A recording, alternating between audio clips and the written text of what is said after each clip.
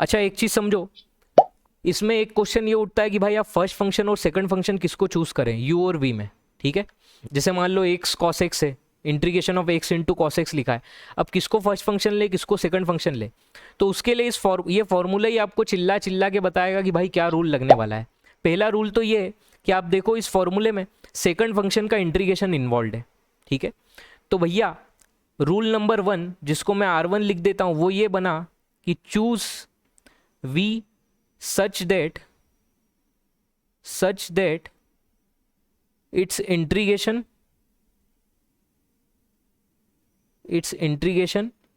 can be found easily, ठीक है। आपको भैया सेकंड फंक्शन या v को इस तरीके से चूज करना है कि उसका इंटीग्रेशन इजीली पता पड़ जाए। सपोज करो ऐसा केस आ गया कि भाई आपके पास में लिखा है x इंटू लॉग एक्स, ठीक है, ये सिचुएशन है। तो अब तुम खुद देखो यार, इसमें अगर तुम log x को, ठीक है, ln x बोले तो log x, अगर इसको तुम सेकंड फंक्शन चूज कर लेते हो तो देखो log x का इंटीग्रेशन आएगा, और इंटीग्रेशन ऑफ log x उसका डायरेक्ट फॉर्मूला अपने को नहीं पता है। समझ में आया क्या? तो इसलिए यहां पे किसको सेकंड फंक्शन चूज किया जाएगा, इसको जो x है उसको सेकंड फंक्शन चूज किया जाएगा। समझ में आया क्या? समझ में आया क्या? तो ये चीज क्लियर है कि भाई आप हमेशा सेकंड फंक्शन उसको चूज करो जिसका इंटीग्रेशन इजीली आपको पता पड़ जाए, ठीक है। ये था पहला रूल। अब देखो सेकंड रूल की बात करते हैं, रूल नंबर 2 की। रूल नंबर 2 ये होता है कि भाई हो सकता है किसी केस में एक ही फंक्शन इन्वॉल्व हो, जिसे मान लो तुमसे पूछा इंटीग्रेशन ऑफ log x बताओ भैया, ये आपसे पूछा, ठीक। अब यहाँ पे दिख रहा है कि सेकंड फंक्शन तो कुछ है ही नहीं, तो उस केस में आप क्या करो, उस केस में आप 1 का इंटू कर दो, ठीक है, और 1 को जो है सेकंड फंक्शन चूज करो, क्योंकि 1 का इंटीग्रेशन क्या होगा 1 इंटू डी एक्स, ठीक है, उसका इंटीग्रेशन x हो जाएगा, मतलब वो इजीली इंटीग्रेबल है, उसका इजीली अपन इंटीग्रेशन पता कर सकते हैं। तो ये चीज़ समझ आई, सेकंड रूल समझ आया कि अगर क्या लिखोगे, take unity as v if there is only one function present। अगर एक ही फंक्शन क्वेश्चन में दिया हुआ है तो भैया उसके इनटू में आप 1 करो, और 1 को सेकंड फंक्शन चूज कर लो या v चूज कर लो। समझ में आएगा रूल नंबर 2?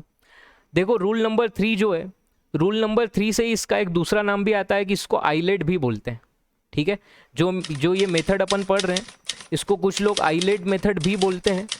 तो ये जो आइलेट है ये बताता है फर्स्ट फंक्शन चूज करने का ये फॉर्मूला है, ठीक है, टू चूज फर्स्ट फंक्शन, या मैं उसको बोल दूं u को चूज करने का फॉर्मूला है। क्या है समझते हैं।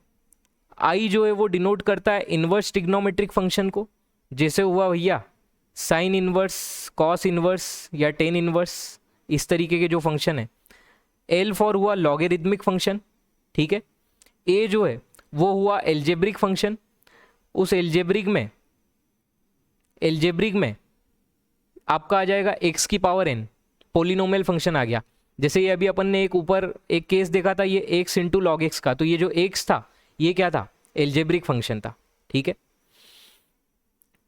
उसके बाद में t जो है वो डिनोट कर रहा है ट्रिग्नोमेट्रिक फंक्शन को, ठीक है। ट्रिग्नोमेट्रिक मतलब साइन थीटा कॉस थीटा, जो भी अपने पूरे 6 फंक्शन है, sine cos tan cosec sec cot. e जो है वो है exponential function, e to the power 5x, e to the power -x, e to the power 10x, वो सब हो गए एक्सपोनेंशियल। अब देखो अपन ये बात करें पहले कि ये जो रूल 3 है ये फर्स्ट फंक्शन चूज करने का है, तो ये कब एप्लीकेबल होता है।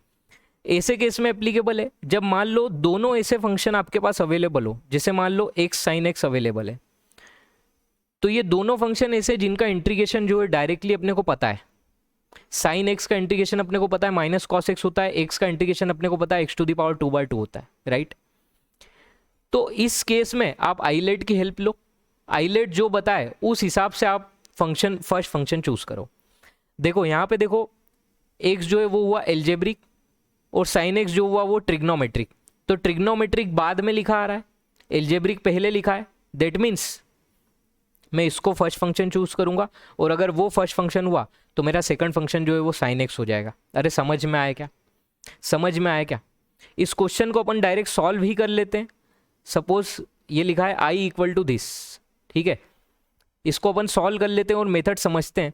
तो देखो क्या बोलती है ये मेथड, इंटीग्रेशन बाय पार्ट की हेल्प से फॉर्मूला अगर लगाएं तो first function as it is integration of sine x d x minus of differentiation of first function, so d by d x of first function is x into integration of second function that is sine x d x into d x.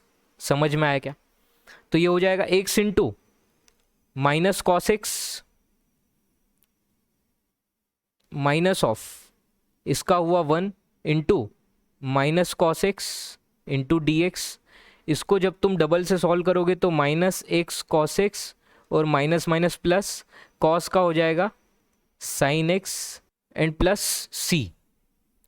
ठीक है, constant of integration अपने को हमेशा जोड़ना पड़ेगा जब अपन indefinite integral solve कर रहे होंगे। समझ में आया क्या? समझ में आया क्या? अच्छा, किसी के दिमाग में क्वेश्चन आया कि सर क्या होता अगर मैं इसको उल्टा कर देता? उल्टा कर देता मतलब, क्योंकि भाई यहाँ पे तुम्हारा साइन एक्स का भी इंटीग्रेशन तुमको पता है, तो किसी ने दिमाग दौड़ाया कि सर एक काम करते हैं अपन, तो क्या काम करते हैं कि भाई एक्स साइन एक्स में साइन एक्स को फर्स्ट फंक्शन चूज कर लेते हैं और एक्स को सेकंड फंक्शन चूज कर लेते हैं। तुमने रूल लगाया integration by part, first function as it is integration of second function, x का integration x to the power 2/2, ठीक है, माइनस ऑफ फर्स्ट फंक्शन का डिफरेंशिएशन, साइन एक्स का डिफरेंशिएशन क्या हुआ cos x into integration of second function that is x to the power 2/2 into d x. तुमको problem समझ में आई क्या आई? भाई ये पार्ट तो ठीक है, हो गया सॉल्व। अब तुम यहाँ पे देखो, यहाँ पे इंटीग्रेशन के अंदर क्या लिखा है, x square into cos x. अरे भैया तुमने चालू किया था एक सिंपल से फंक्शन से एक्स इंटू साइन एक्स, तुम जो है और कॉम्प्लिकेटेड इंटीग्रल पे पहुंच गए x square into cos x. समझ पा रहे हो? मतलब तुमने फंक्शन को अगर गलत चूज कर लिया तो तुम्हारा इंटीग्रल और जो है वो और डिफिकल्ट बनते जाएगा।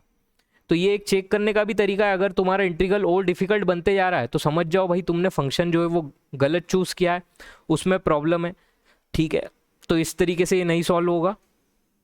तो आईलेट का इंपॉर्टेंस समझ में आया, आईलेट ने आपको क्या बताया, और ये जो तीनों रूल थे समझ में आए क्या? अरे क्लियर है क्या तीनों रूल? अब अपन नेक्स्ट पार्ट पे आते हैं। ये गेट में आया था क्वेश्चन, ठीक है, क्वेश्चन ये बोलता है root x into log x d x, और लिमिट दे रखी थी 1 से लेके 8 तक। ठीक है, तो तुम खुद बताओ इसमें तुमको क्या लग रहा है, किसको फर्स्ट फंक्शन किसको सेकंड फंक्शन चूज करना चाहिए? तुमको खुद समझ में आ रहा होगा। तुम किसी भी तरीके से देख सकते हो, आईलेट की भी हेल्प ले सकते हो, आईलेट से भी तुमको समझ आ रहा है कि जो लॉगरिदम है वो पहले आ रहा है। ठीक है, तो लॉगरिदम को तुमको क्या लेना है, फर्स्ट फंक्शन लेना है, मतलब ये हो गया फर्स्ट फंक्शन, और एल्जेब्रिक जो है उसको सेकंड फंक्शन। या तुम अपने रूल नंबर 1 जो था उससे भी सोच सकते थे कि लॉग एक्स का डायरेक्ट इंटीग्रेशन नहीं पता है तो भैया उसको मैंने सेकंड फंक्शन नहीं चूज करूंगा, राइट। अब तो क्या है, अब तो सॉल्व हो गया यार। First function as it is integration of root x into d x. ठीक है, डायरेक्ट लिख दूं क्या मैं? अरे लिख सकता हूँ क्या, रूट एक्स का integration, root x is x to the power 1/2, तो उसका हो जाएगा x to the power n+1 upon n+1, that means x to the power 3/2 upon 3/2 minus of integration of differentiation of first function, log x का differentiation 1 upon x into integration of second function that is x to the power 3/2 upon 3/2 into d x, right, is equal to log x into, अच्छा limit भी चल रही है, ठीक है, limit लगा देना 1 से लेके ई तक finally, log x into 2/3 log x into x to the power 3/2 minus ये एक्स टू द पावर 3/2 में से एक पावर घटेगी तो बचेगा एक्स टू द पावर 1/2, उसका डबल से इंटीग्रेशन करोगे x to the power 3/2 upon 3/2, तो ये हो जाएगा 9/4, और लिमिट लगा दो 1 से लेके ई तक। वो लिमिट लगा के मैं सॉल्व करने नहीं वाला, वो बच्चों वाला काम है, वो तुम कर सकते हो। समझ में आया क्या? समझ में आया क्या?